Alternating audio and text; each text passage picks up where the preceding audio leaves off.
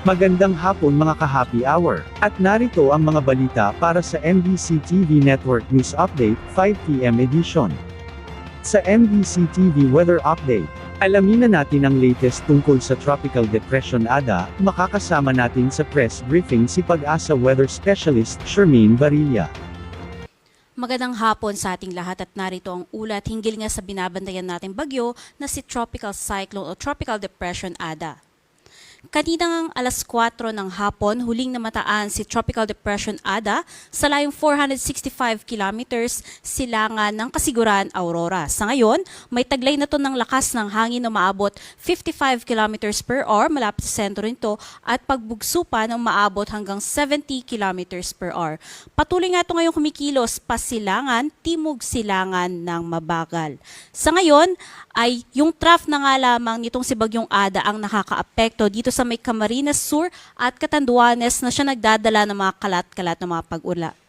Northeast monsoon naman ang siyang umiiral dito sa may bahagi ng Cagayan Valley at Cordillera na siya nagdudulot ng maulap na kalangitan na may mahihinang mga pag-ulan. Kasabay ng Northeast monsoon ang pag-iral din ito dito sa may parte ng Ilocos Region, maging sa may bahagi nga ng Zambales, Tarlac, Nueva Ecija na siyang magbibigay naman ng pulupulong mahihinang mga pag-ulan. Sa nalalabing bahagi naman ng ating bansa kasama ang Metro Manila ay makararanas ng mga pulupulong mga pag-ulan, pagkidlat at pagkulog, dala naman ng localized thunderstorms.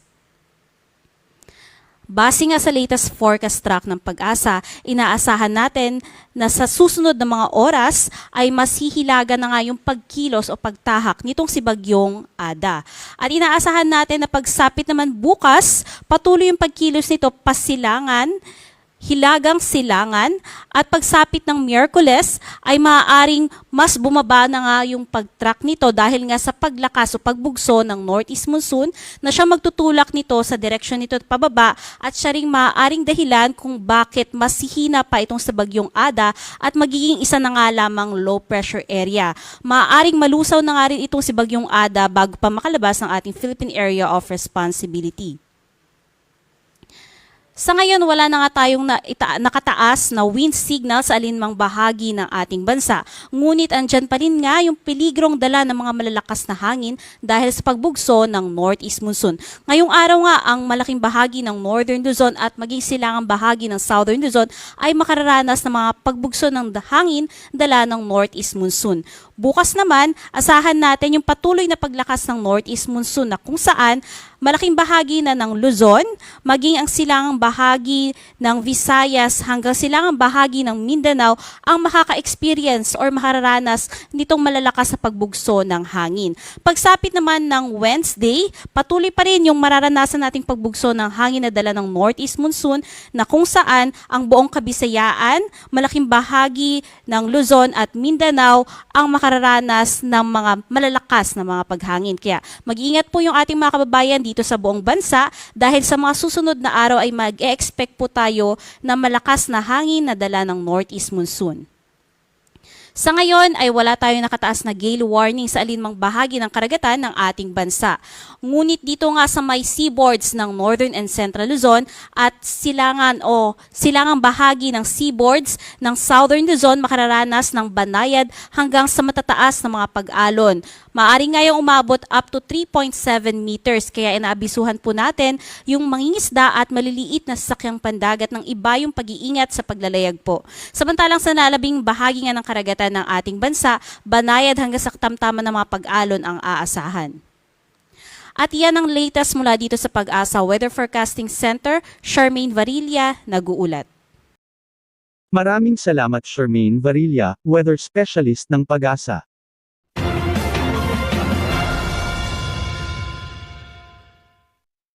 At sa ating Metro Manila ngayon, humigit kumulang 100 bahay naabo sa sunog sa Mandaluyong City.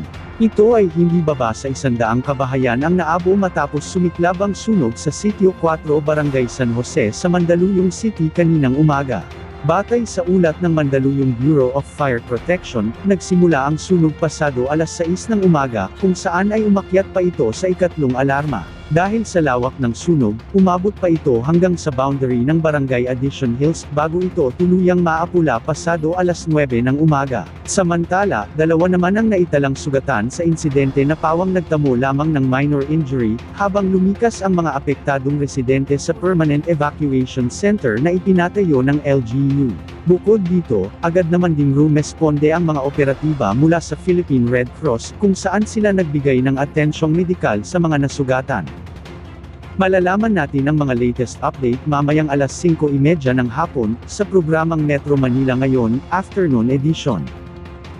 Bago tayo magtapos, mula sa bumubuo ng MBC TV Network News Update, bumabati sa inyo ng isang happy birthday ang aming kasamang si Clarice de los Santos, at siya ay mapapanood ng aming programa tuwing Martes. At yan ang mga balita para sa MBC TV Network News Update, 5 PM edition. Samahan ninyo kami bukas, mula alas 9 ng umaga, hanggang alas 5 ng hapon.